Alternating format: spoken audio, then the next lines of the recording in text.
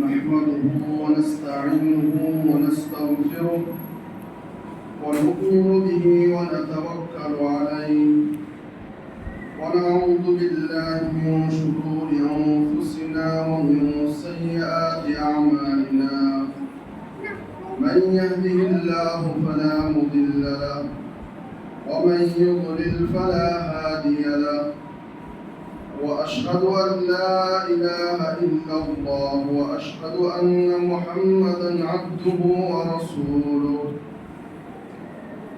أما بعد فإن خير الحديث كتاب الله وخير الهدي هدي محمد صلى الله عليه وسلم وشر الأمور محدثاتها وكل محدثة بدعة وكل بدعة ضلالة وكل ضلالة في النار.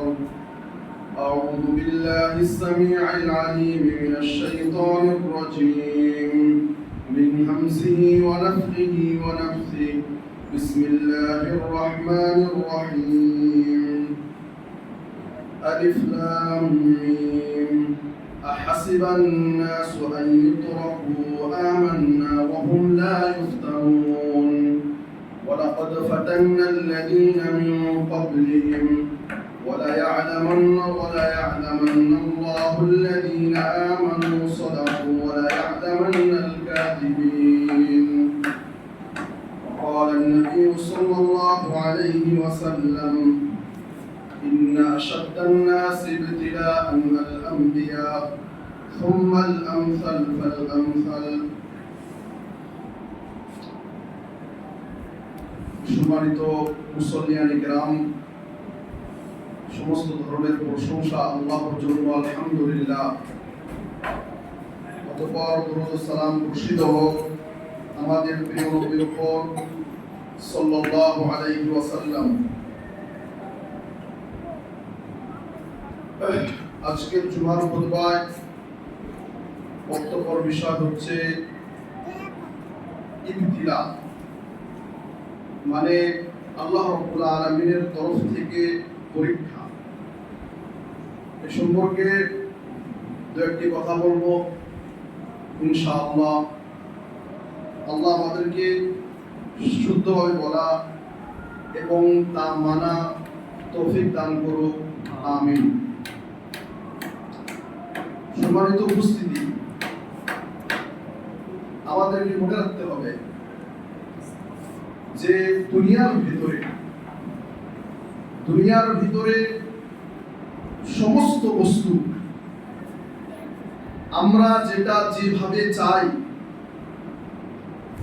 আমাদের যেটা যেভাবে ইচ্ছা, আমরা যে বস্তুটা যেভাবে করতে চাই সেই বস্তুটা সেই ধরনের হবে এটি জরুরি না। আমাদেরকে মনে রাখতে হবে যে অনেক বস্তু আমাদের ইচ্ছার বাইরে হবে, অনেক বস্তু, খুব কম সংখ্যক বস্তু আমাদের ইচ্ছা অনুযায়ী হবে। আল্লাহ রাব্বুল আলামিন বলেন, আলিফ লাম মিম আহাসিবান নাসু আন ইউতরাকু আমান্না ওয়া হুম লা ইফতানুন ওয়ালাকাদ ফাতান্না আল্লাযীনা মিন ক্বাবলিহিম ওয়ালা ইয়া'লামান্না আল্লাহু আল্লাযীনা আমানু ওয়ালা ইয়া'লামান্না আল-কাযিবিন। সূরা আনকাবুতের এই আয়াতের ভিতরে আল্লাহ রাব্বুল আলামিন আমাদেরকে স্পষ্টভাবে জানিয়ে দিলেন, আলিফ লাম মিম আহাসিবান নাসু আন ইউতরাকু, যে মানুষ কি এটা ভেবে নিয়েছে যে মানুষ ঈমান আনবে, মানুষ মুমিন হবে, ইসলামের উপর থাকবে, আবার মানুষকে এমনি ছেড়ে দেওয়া হবে? মানুষ কি এটা ভেবে নিয়েছে? কোশ্চিন কালেও নয়। ওয়ালাকাদ ফাতান্নাল্লাযীনা মিন ক্বাবলিহিম, তোমাদের পূর্বে যারা ছিল তাদেরকেও আমি কঠিন পরীক্ষার সম্মুখীন করেছি। ওয়ালা ইয়া'লামান্নাল্লাহু আল্লাযীনা আমানু ওয়ালা ইয়া'লামান্নাল কাযিবিন। এই পরীক্ষার মাধ্যম দিয়ে আল্লাহ রাব্বুল আলামিন এটা বলতে চায় যে তোমাদের মধ্যে কে মুমিন এবং তোমাদের মধ্যে কে মুনাফিক, আল্লাহ রাব্বুল আলামিন এটি তোমাদের মাঝে পার্থক্য করে দিতে চায়। সম্মানিত উপস্থিতি, এই সূরা আনকাবুতের এই আয়াত থেকে আমরা স্পষ্টভাবে প্রমাণিত পাই, আমাদের সামনে এই কথাটি স্পষ্টভাবে প্রমাণিত হয়ে যায় যে এই আয়াতের ভিতরে খাস করে তিনটি কথা আল্লাহ রাব্বুল আলামিন বলতেছেন। সেটি হলো এই যে দুনিয়ার ভিতরে যখন আমরা মুসলমান হিসাবে, মুমিন হিসাবে আমরা যখন বসবাস করব, তখন অবশ্যই আমাদের উপর আল্লাহ রাব্বুল আলামিনের তরফ থেকে পরীক্ষা আসবে। কিন্তু মুমিন হিসাবে, মুসলমান হিসাবে আমাদের জন্য জেনে রাখা জরুরি যে সেই পরীক্ষার সামনে আমাদেরকে অবশ্যই শক্ত হয়ে দাঁড়িয়ে থাকতে হবে। সেই পরীক্ষা আমরা ফেল করলে চলবে না, কারণ এইভাবে পরীক্ষা আমাদের উপর আসবে এবং পূর্বে এসেছিল। এই আয়াতের মধ্যে একটি গুরুত্বপূর্ণ কথা হচ্ছে এই যে আল্লাহ রাব্বুল আলামিন এই আয়াতের ভিতরে বলেছেন যে পরীক্ষা শুধু তোমাদের উপর আসবে না, বরং তোমাদের পূর্বে যারা গুজরে গিয়েছে, তোমাদের পূর্বে যারা লোক দুনিয়ার ভিতরে যারা মুমিন মুসলমান হিসাবে দুনিয়ার ভিতরে যারা বসবাস করেছে, তাদের উপর তোমাদের থেকে বড় বড় পরীক্ষা এসেছিল। সুতরাং তোমাদের ঘাবড়ানোর প্রয়োজন নেই যে তোমাদের উপর আজকে পরীক্ষা আসতেছে, এই পরীক্ষা আসার কারণে তোমরা ঘাবড়ে যাবে, এটি তোমাদের জন্য কঠিনকালেও শোভনীয় হতে পারে না। বরং তোমাদের পূর্বে যারা দুনিয়ার ভিতরে জীবিত ছিল, তাদের উপর আল্লাহ রাব্বুল আলামিনের তরফ থেকে পরীক্ষা এসেছিল। তারপরে দ্বিতীয় নম্বর কথা হচ্ছে এই যে আল্লাহ রাব্বুল আলামিন এই ধরনের পরীক্ষা করে কি প্রমাণ করতে চান? আল্লাহ রাব্বুল আলামিন এই ধরনের পরীক্ষা করে আল্লাহ রাব্বুল আলামিন কি বলতে চান? ওয়ালা ইয়ালামান্নাল্লাহু আল্লাযীনা আমানু ওয়ালা ইয়ালামান্নাল কাযিবিন। আল্লাহ রাব্বুল আলামিন ভালো করে জানতে চান। আল্লাহ রাব্বুল আলামিন আগে থেকে সবকিছু জানেন, তারপরেও তাকিদের জন্য আল্লাহ রাব্বুল আলামিন বলতেছেন যে তোমাদের মাঝে কে মুমিন এবং কে মুনাফিক, তোমাদের মাঝে পার্থক্য করার জন্য এই ধরনের পরীক্ষা করা হয়। সম্মানিত উপস্থিতি, এই জন্য আমাদেরকে মনে রাখতে হবে, আপনি যখন সাহাবায়ে কেরামগণের জীবনী, আপনি যখন আম্বিয়ায়ে কেরামগণ, নবী রাসূলগণের জীবনী, পূর্বের উম্মতদের জীবনী যখন আপনি পড়বেন, তখন আপনার সামনে স্পষ্টভাবে প্রমাণিত হয়ে যাবে যে আজকে আমি যে প্রবলেমের জন্য, আজকে আমি যে সমস্যার জন্য কান্নাকাটি করতেছি, আসলে তো তাদের সমস্যার সামনে আমার সমস্যা কিছুই না। সম্মানিত উপস্থিতি, এই জন্য ইকবাল বলেছেন, ইকবালের এই শের, ইকবালের এই কবিতার দুইটি লাইন আমি সব সময় বলে থাকি যে সবক ফির পড় সদাকত কা শুজাআত কা, সবক ফির পড় সদাকত কা শুজাআত কা, লিয়া জায়েগা তুঝসে কাম দুনিয়া কি ইমামত কা। এই জন্য আমাদেরকে মনে রাখতে হবে ইকবালের আরো একটি কবিতার লাইনের এটি খোলাসা যে উম্মত, হে মুসলমান সমাজ, তোমাদের বেমারি, তোমাদের অসুখ পুরানা, তোমাদের চিকিৎসাও পুরানা। সুতরাং আজকে মুসলিম সমাজ, আজকে পৃথিবীর ভিতরে মুসলিম সমাজ যেই সমস্যার সম্মুখীন হচ্ছে এবং কালকে যেই সমস্যার সম্মুখীন হবে, তার চিকিৎসা আল্লাহ রাব্বুল আলামিন আজ থেকে 1450 বছর পূর্বে মুহাম্মদুর রাসূলুল্লাহ সাল্লাল্লাহু আলাইহি সাল্লামের মাধ্যম দিয়ে পৃথিবীর ভিতরে রেখে যায়।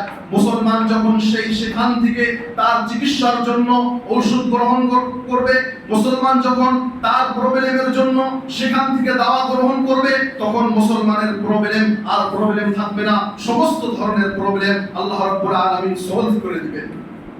তেমনি ভাবে আল্লাহ রাব্বুল আলামিন সূরা বাকারার শেষের দিকে আল্লাহ রাব্বুল আলামিন বলতেছেন ওয়ানাবলুওয়ান্নাকুম বিশাইইন মিনাল খাউফি ওয়াল জু'i ওয়া নাকসিম মিনাল আমওয়ালি ওয়াল আনফুস ওয়াবাশশিরিস সাবিরিন আল্লাযীনা ইযা আসাবাতহুম মুসিবা ক্বালু ইন্না লিল্লাহি ওয়া ইন্না ইলাইহি রাজিউন। মুসলমানদেরকে এই আয়াতগুলো বারবার পড়ার প্রয়োজন রয়েছে। আল্লাহ রাব্বুল আলামিন বলতেছেন যে অবশ্যই তোমাদেরকে আমি পরীক্ষা করব। ওয়ানাবলুওয়ান্নাকুম বিশাইইন মিনাল খাউফ, তোমাদেরকে ভয়ের মাধ্যমে আমি পরীক্ষা করব। ভয়ের মাধ্যম দিয়ে কিভাবে পরীক্ষা করবে? আল্লাহ রাব্বুল আলামিন তোমাদের সামনে এমন ধরনের পরিস্থিতি এনে দিবে, তোমরা ভয় করবে, তোমাদের ফিউচার নিয়ে, তোমাদের ভবিষ্যৎ নিয়ে তোমরা ভয় করবে যে আমার কোনো ক্যারিয়ার নেই, আমি ভবিষ্যতে কি করব, আমার সন্তানের ক্যারিয়ার নেই, আমার সন্তান কি করবে, আমার ফ্যামিলির কি হবে, বিভিন্ন ধরনের টেনশন তোমার সামনে আল্লাহ রাব্বুল আলামিন রেখে দিবে। সেই ভয়ের মাধ্যম দিয়ে আল্লাহ রাব্বুল আলামিন তোমার সামনে তোমাকে পরীক্ষা করবে। তারপরে আল্লাহ রাব্বুল আলামিন বলেছেন যে তোমাদেরকে ভয়ের মাধ্যমে পরীক্ষা করা হবে, ওয়াল জুই, তোমাদেরকে ক্ষুধার মাধ্যম দিয়ে আল্লাহ রাব্বুল আলামিন তোমাদেরকে পরীক্ষা করবে। বিভিন্ন ধরনের পরিস্থিতির মাধ্যম দিয়ে আল্লাহ রাব্বুল আলামিন তোমাদেরকে পরীক্ষা করবে। তারপরে বলেছেন ওয়ানাকসিম মিনাল আমওয়াল, তোমাদের মালের মধ্যে, তোমাদের ধন সম্পদের মধ্যে কমি করে আল্লাহ রাব্বুল আলামিন তোমাদেরকে পরীক্ষা করবে। আজকে অনেক মানুষের ব্যবসা বাণিজ্য ভালো চলতেছে, কিন্তু জরুরি না যে কালকেও তার ব্যবসা বাণিজ্য ভালো চলবে। কালকে অনেক মানুষের ব্যবসা বাণিজ্য ভালো চলেছে, বিজনেস ভালো চলেছে, কিন্তু জরুরি না যে তার ব্যবসা বাণিজ্য আজকেও ভালো চলবে। আজকে যাদের ব্যবসা বাণিজ্য ভালো চলতেছে, জরুরি না যে 10 বছর পরে তাদের ব্যবসা বাণিজ্য এইভাবেই চলতে থাকবে, এটি জরুরি না। বরং অবশ্যই তোমাদের সামনে চুনৌতি, অবশ্যই তোমাদের সামনে আল্লাহ রাব্বুল আলামিনের তরফ থেকে পরীক্ষা আসবে, এবং সেই পরীক্ষার মাধ্যম দিয়ে তোমাদেরকে পরীক্ষার সম্মুখীন হতে হবে। তেমনি ভাবে আল্লাহ রাব্বুল আলামিন এই আয়াতের ভিতরে আরো বলেছেন ওয়ানাকসিম মিনাল আমওয়ালি ওয়াল আনফুস, যে তোমাদের জানের মধ্যে কমি করে তোমাদেরকে পরীক্ষা করা হবে। জানের মধ্যে কমি করে তোমাদেরকে কিভাবে পরীক্ষা করা হবে? একটি ফ্যামিলির ভিতরে, একটি বাড়ির ভিতরে সবাই মিল মহব্বতে সেই পরিবারকে জীবন যাপন করে। দেখা যায় যে একটি সন্তান, বাপের একটি সন্তান জন্মগ্রহণ করেছে, সেই আদরের সন্তান, সেই মহব্বতের সন্তান, এত মহব্বতের লালন পালনের সন্তান, তার বাবা, তার সকল পরিবার তার কথাই সবসময় চিন্তা করে। এমন সোনার টুকরার মতো একটি সন্তান দেখা গেল এমন একটি অসুখের মাধ্যম দিয়ে আল্লাহ রাব্বুল আলামিন তাকে দুনিয়া থেকে নিয়ে গেল। এখন কি সেই মানুষটা কি করবে? এখন কি সেই মানুষটি আল্লাহ রাব্বুল আলামিনকে গালিগালাজ করবে?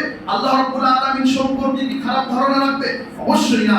সেই মানুষটার জন্য জরুরি, যদি মুমিন হয় তাকে অবশ্যই সবর করতে হবে, তাকে অবশ্যই সবর করতে হবে। তেমনি ভাবে আল্লাহ রাব্বুল আলামিন এই আয়াতের ভিতরে আরো বলেছেন সামারাতের আসল অর্থ হচ্ছে ফল ফলসি। কিন্তু শুধু এখানে ফল ফলসি নয়, এখান থেকে আরো মুফাসসিরিনে কেরামগণ যে অর্থ বাহির করেছে সেটি হচ্ছে রিজাল্ট, সেটি হচ্ছে নাতিজা, সেটি হচ্ছে পরিণাম। যে আপনি একটি বস্তুর জন্য, উদাহরণস্বরূপ আপনি একটি পরীক্ষার জন্য অনেক মেহনত করলেন, অনেক চেষ্টা করলেন, কিন্তু শেষ পর্যায়ে গিয়ে পরিণাম দেখা গেল যে আপনি সেই পরীক্ষায় ফেল হয়ে গেলেন। সম্মানিত উপস্থিতি, এখন আমাদের সমাজে, আমাদের মুসলিম মানুষের মধ্যে বা সারা পৃথিবীর মধ্যে দেখা যায়, বিশেষ করে ছাত্র অবস্থায় যদি কোনো ধরনের পরীক্ষা আমরা ফেল হয়ে যায়, আমরা মানসিকভাবে অনেক ডিপ্রেসড হয়ে যাই, মানসিকভাবে গভীর চিন্তিত হয়ে যায়। কিন্তু মনে রাখতে হবে যে শুধু এই খাতা কলমের পরীক্ষায় পাস হওয়া জীবনের পাস হওয়া নয়, বরং এই খাতা কলম থেকে বাহির হওয়ার পরে জীবনের আরো অনেক ধরনের বড় বড় পরীক্ষা রয়েছে। সেই পরীক্ষা আমাদেরকে অবশ্যই পাস হতে হবে। এই ধরনের পরীক্ষা আল্লাহ রাব্বুল আলামিন অবশ্যই আমাদেরকে করবে। আমরা ইন্টারনেটের মাধ্যম দিয়ে দেখতে পাই যে পৃথিবীর দেশের বিভিন্ন আনায় কোনায় বিভিন্ন কারণে অনেক মানুষের ক্ষেত পুরা ক্ষেত নষ্ট হয়ে যায়, অনেক মানুষের পুরা আবাদ পুরা ফসল নষ্ট হয়ে যায়। কিন্তু এর অর্থ কি?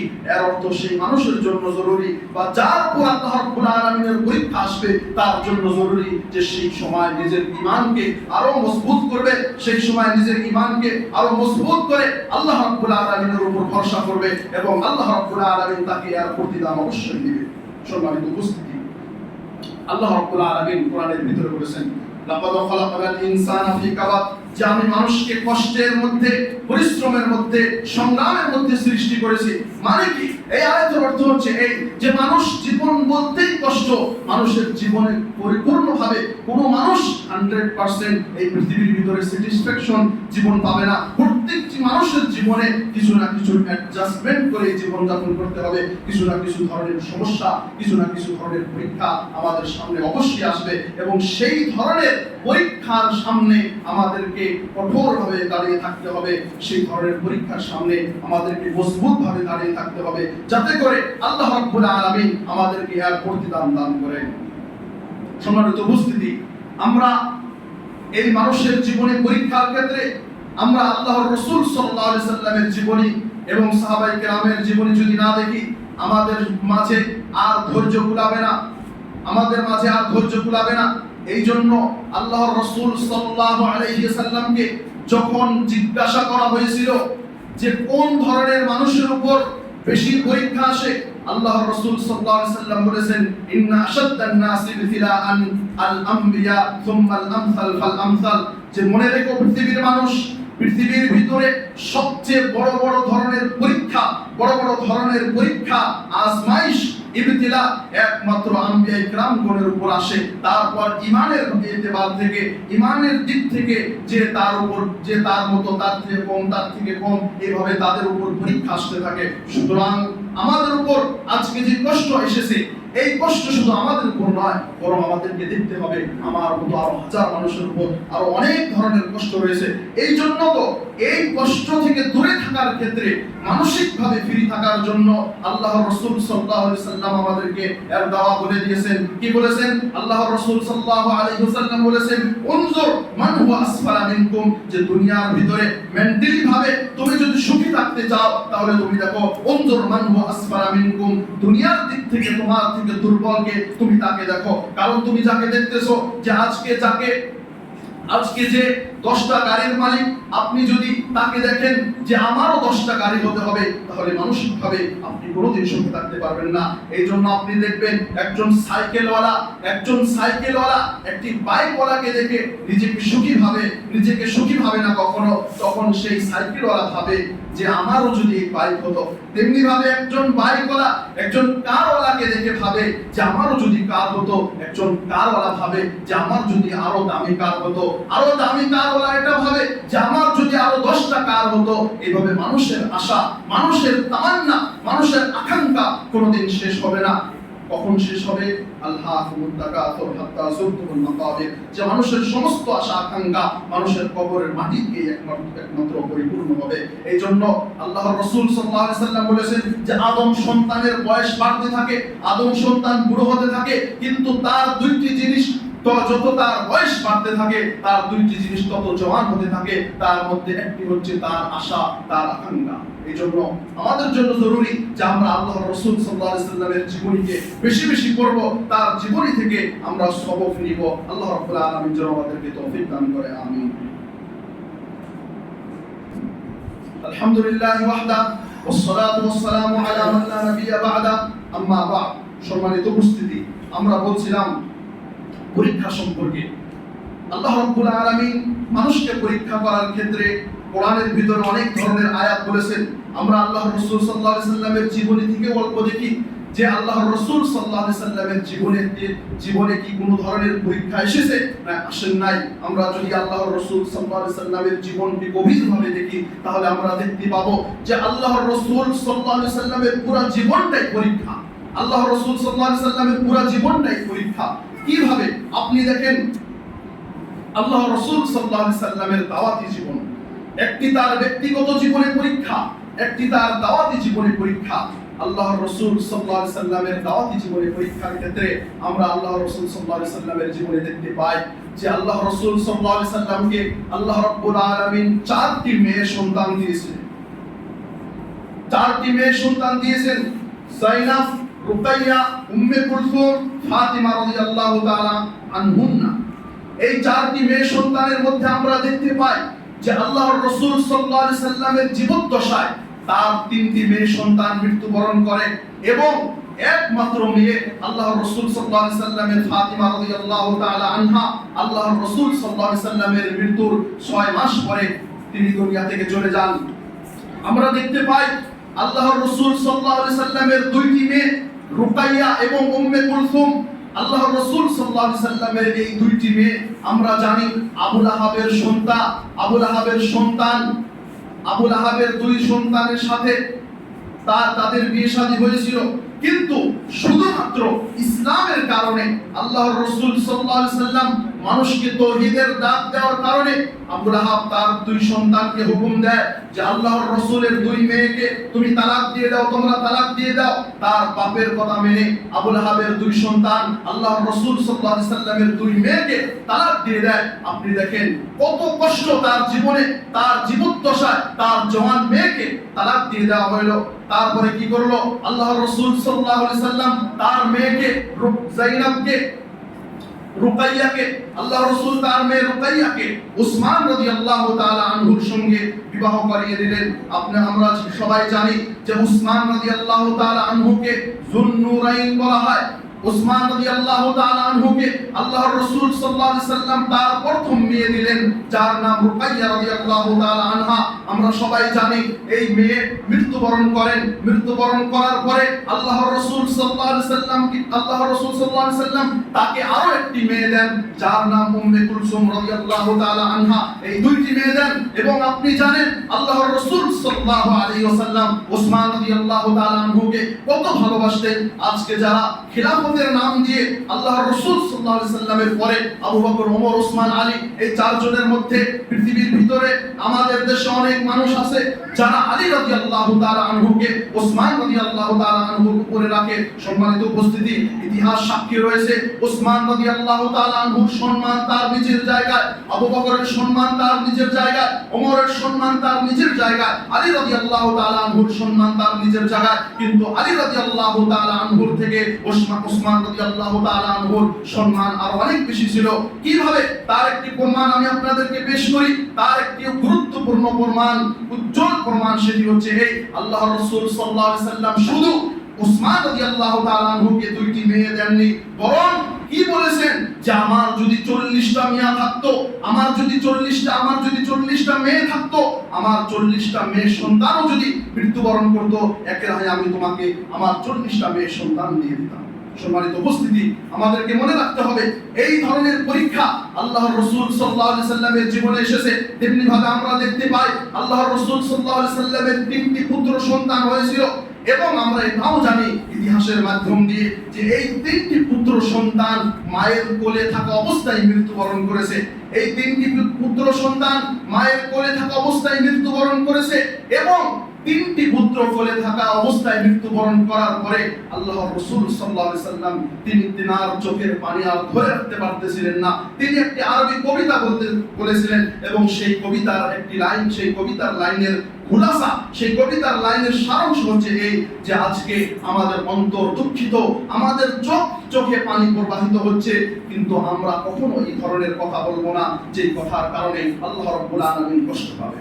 সম্মানিত উপস্থিতি, আমরা আল্লাহর রাসূল সাল্লাল্লাহু আলাইহি সাল্লামের জীবনীতে দেখতে পাই এক রাহে তার 3টি মেয়ে সন্তান, 2টি মেয়ে সন্তানকে এইভাবে তালাক দিয়ে দেওয়া হয়, তার জীবদ্দশায় মৃত্যুবরণ করে।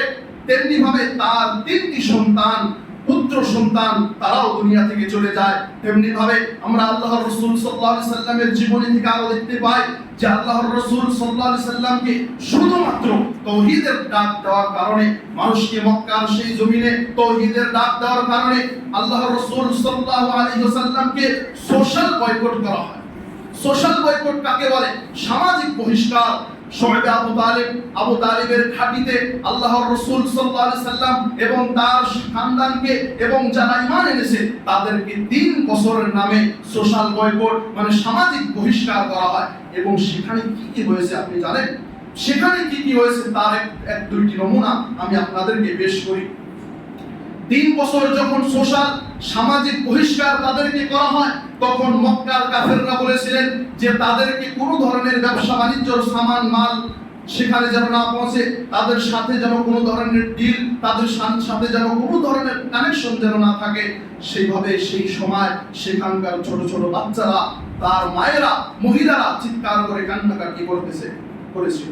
এবং বুখারীর রিওয়ায়াত, শুদ্ধ রিওয়ায়াত, এই শুদ্ধ রিওয়ায়াতের মধ্যে পাওয়া যায় যে সেই সময় তারা খাওয়া না থাকার কারণে, খাদ্যের সংকটের কারণে তারা গাছের পাতা এত পরিমাণে খেয়েছে যে তাদের যে পায়খানা হতো, পায়খানাগুলো কবরের মতো হতো। সম্মানিত উপস্থিতি, এইগুলো কোনো রূপক কাহিনী নয়, শুধুমাত্র ইসলামের উপর টিকে থাকার কারণে তাদের উপর এই ধরনের পরীক্ষা এসেছিল।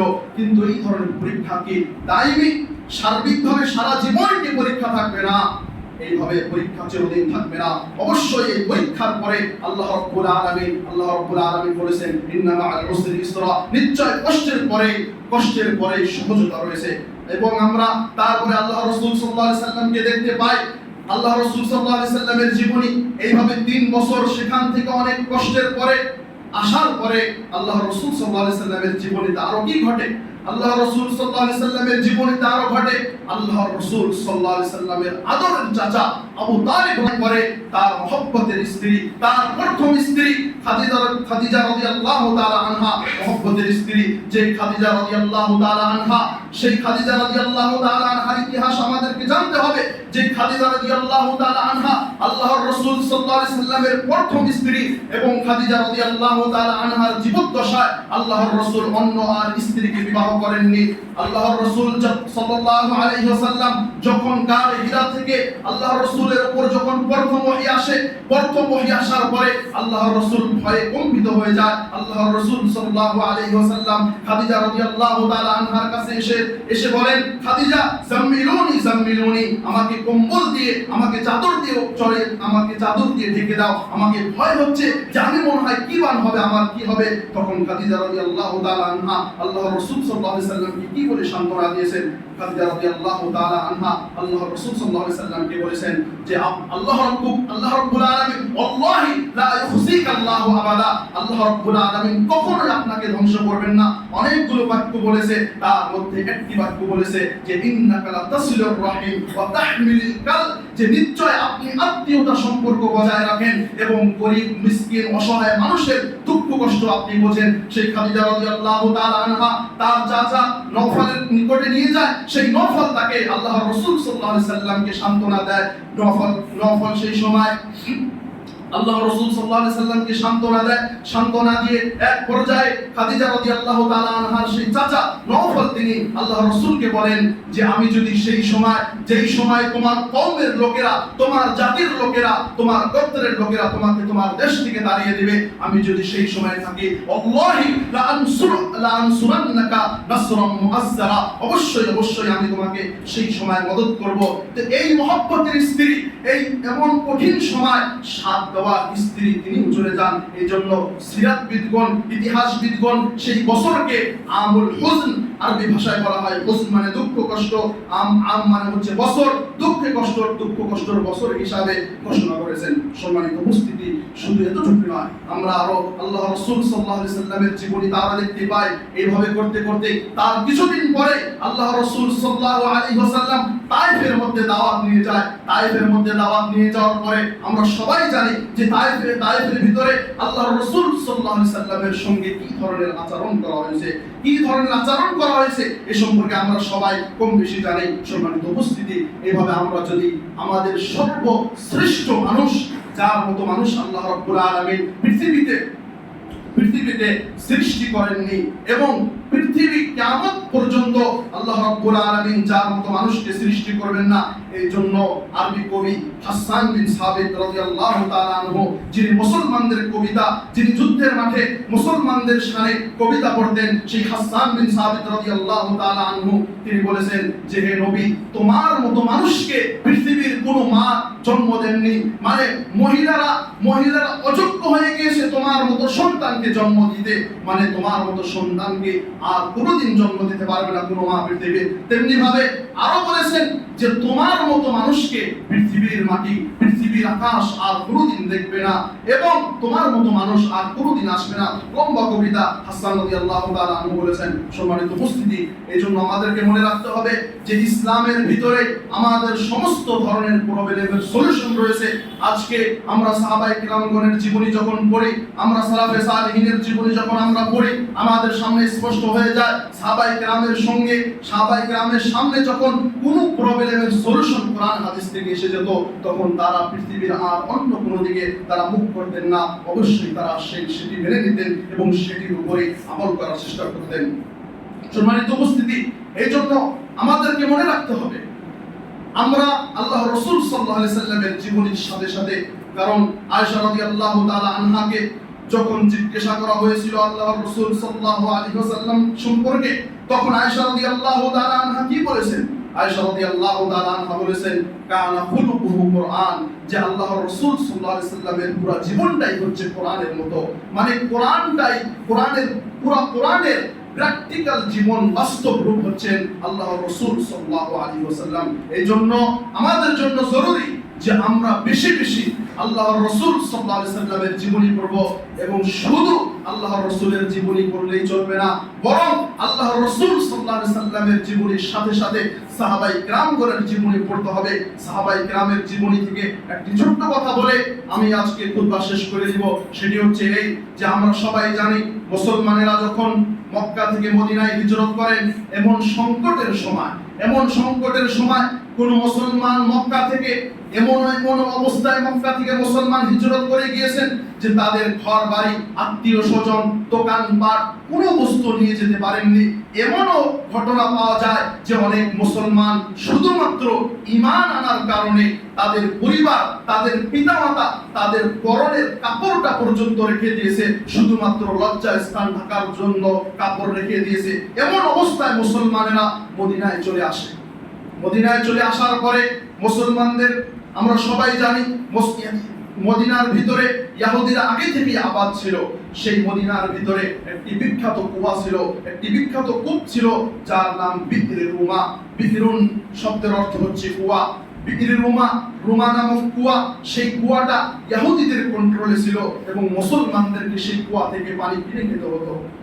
আল্লাহ রাসূল সাল্লাল্লাহু আলাইহি সাল্লাম, লম্বা ঘটনা, আমি শুধু সারাংশ বলতেছি। আল্লাহ রাসূল সাল্লাল্লাহু আলাইহি সাল্লাম মুসলমানদের সামনে এলান করে দিলেন যে কে আছো এই কুয়া কেনার জন্য চাঁদা দিবে, কে আছো এই কুয়া কেনার জন্য আমাকে সহায় করবে। তখন একজন মানুষ, একজন ব্যক্তি, একজন বিখ্যাত সাহাবী দাঁড়িয়ে বললেন, হে আল্লাহর রাসূল, আপনি চাঁদার কথা বলতেছেন, আপনি একটি টাকার কথা বলতেছেন, আমি জীবিত থাকা অবস্থায় আমি চাঁদা নয়, বরং এই অর্ধেক কূপকে আমি কিনে মুসলমানদের জন্য ওয়াকফ করে দিলাম। তেমনি ভাবে আধা কূপের মধ্যে কাম হলো না, আল্লাহর রাসূল সাল্লাল্লাহু আলাইহি সাল্লাম মসজিদে আবার এলান করলেন যে আরো আধা কূপ মানে পূর্ণাঙ্গ কূপকে কে কিনে দিবে। তখন সেই ব্যক্তি দাঁড়িয়ে বলল যে আমি জীবিত থাকা অবস্থায় অন্য মুসলমান আর সেখানে টাকা দিবে না, পুরো কূপের টাকা আমি নিজে পকেট থেকে বহন করে সেই পুরো কূপটা কিনে আমি মুসলমানদেরকে ওয়াকফ করে দিলাম। আমরা সবাই জানি সেই বিখ্যাত সাহাবী আর অন্য কেউ নয়, সেই বিখ্যাত সাহাবী হলেন হযরত ওসমান রাদিয়াল্লাহু তাআলা আনহু। এবং সেই হযরত ওসমান রাদিয়াল্লাহু তাআলা আনহু সম্পর্কে আরো একটা কথা না বললেই নয়, সেই হযরত ওসমান রাদিয়াল্লাহু তাআলা আনহুকে নির্মমভাবে শহীদ করা হয়েছে। এবং ওসমান রাদিয়াল্লাহু তাআলা আনহুকে যখন শহীদ করা হয়, তার রক্ত সেই যে কোরআনের কপির মধ্যে পড়ে, আজকেও পৃথিবীর কোন এক দেশের মিউজিয়ামে আজকেও সেই কোরআনটা সংরক্ষণ করে রাখা হয়েছে, হেফাজত করে রাখা হয়েছে, এবং তার রক্তের চিহ্ন কোরআনের মধ্যে রয়েছে। এবং ইতিহাসবিদগণ বলেছেন যে ওসমান রাদিয়াল্লাহু তাআলা আনহুকে যখন শহীদ করা হয়, তার রক্ত যখন কোরআনের মধ্যে পড়ে, ওসমান রাদিয়াল্লাহু তাআলা আনহু তখন এই আয়াতটি তিলাওয়াত করে তার শেষ নিঃশ্বাস হয়ে যায়, ত্যাগ হয়ে যায়। ফাসায়াকফিকাহুমুল্লাহু ওয়া সামিউল আলিম। এই আয়াতের অর্থ কি? ফাসায়াকফিকাহুমুল্লাহ, তোমাদের প্রতিশোধ নেওয়ার জন্য একমাত্র আল্লাহই যথেষ্ট। তেমনি ভাবে আমরা আল্লাহর রাসূল সাল্লাল্লাহু আলাইহি সাল্লামের জীবনী থেকে এইভাবে দেখতে পাই, এইভাবে সংগ্রামের মাধ্যম দিয়ে আল্লাহর রাসূল সাল্লাল্লাহু আলাইহি সাল্লামের জীবনটা পার হয়ে যায়। আল্লাহর রাসূল সাল্লাল্লাহু আলাইহি সাল্লাম মৃত্যুবরণের সময়, মারাজুল মউত, আল্লাহর রাসূল সাল্লাল্লাহু আলাইহি সাল্লামের মৃত্যু নিকটবর্তী, ফাতিমা রাদিয়াল্লাহু তাআলা আনহা আল্লাহর রাসূল সাল্লাল্লাহু আলাইহি সাল্লামের আদরের মেয়ে আসে। আল্লাহর রাসূল সাল্লাল্লাহু আলাইহি সাল্লামের আদরের মেয়ে আসার পরে আল্লাহর রাসূল সাল্লাল্লাহু আলাইহি সাল্লামের কষ্ট দেখে ফাতিমা রাদিয়াল্লাহু তাআলা আনহা কান্নাকাটি করেন। আল্লাহর রাসূল সাল্লাল্লাহু আলাইহি সাল্লাম বলেছেন, আল্লাহর রাসূল সাল্লাল্লাহু আলাইহি সাল্লাম তার মেয়েকে বলেন, ফাতিমা, কান্নার প্রয়োজন নেই, আজকে তোমার বাবার শেষ কষ্ট, আজ থেকে তোমার বাবার আর কোনোদিন কষ্ট হবে না। তেমনি ভাবে ফাতিমা রাদিয়াল্লাহু তাআলা আনহা সম্পর্কে আমরা আরো একটি কথা দেখতে পাই। আল্লাহর রাসূল সাল্লাল্লাহু আলাইহি সাল্লাম প্রাথমিক সময় যখন মক্কার সেহেনে, কাবাতে যখন আল্লাহর রাসূল সাল্লাল্লাহু আলাইহি সাল্লাম নামাজ আদায় করতেছিলেন, তখন উকবা বিন আবি মুঈত, একজন কাফের, তিনি এসে উটের ভুঁড়ি আল্লাহর রাসূল সাল্লাল্লাহু আলাইহি সাল্লামের উপর চাপিয়ে দেয়। তখন ফাতিমা রাদিয়াল্লাহু তাআলা আনহাকে কেউ বলেন, ফাতিমা রাদিয়াল্লাহু তাআলা আনহা সেই ভুঁড়িটা সরিয়ে দিয়ে আল্লাহর রাসূল সাল্লাল্লাহু আলাইহি সাল্লামকে বাড়িতে নিয়ে আসে। তখন ফাতিমা রাদিয়াল্লাহু তাআলা আনহা বলেন, আজকে লোকেরা আমার সেই বাপকে কষ্ট দিয়েছে, যেই বাপ পৃথিবীতে তার সারা জীবনে মানুষকে কষ্ট তো দূরের কথা, মানুষকে মারা তো দূরের কথা, জীবনে মানুষকে একটি গালি দেয়নি, সেই পাপকে কষ্ট দিয়েছে। সম্মানিত উপস্থিতি, আমরা আমাদের জন্য জরুরি যে আমরা আল্লাহ রাসূল সাল্লাল্লাহু আলাইহি ওয়াসাল্লামের জীবনী বেশি বেশি পড়ব এবং কোরআন আমরা বেশি বেশি পড়ার চেষ্টা করব। শুধু পড়ার জন্য সীমিত নয়, এই জন্য কোরআন সম্পর্কে একটি কথা বলে আজকের কথা শেষ। শেখুল ইসলাম ইমাম ইবনে তাইমিয়া রাহিমাহুল্লাহ তিনি বলেছেন যে আজব ব্যাপার, পৃথিবীর ভিতরে এমন কি কোনো বই পুস্তক আছে যে যেই বই পুস্তকটা মানুষ পড়বে অথচ বুঝবে না? এটা কোনোদিন হতে পারে না যে আমি আপনি একটি বই পড়তেছি আর সেই বইটা বুঝবো না, এটা কোনোদিন হতে পারে না। আমরা যদি সেই বইটা না বুঝি তাহলে আমরা ছেড়ে দিই যে এটি আমার জন্য না, আমার উপরের লেভেলের জন্য।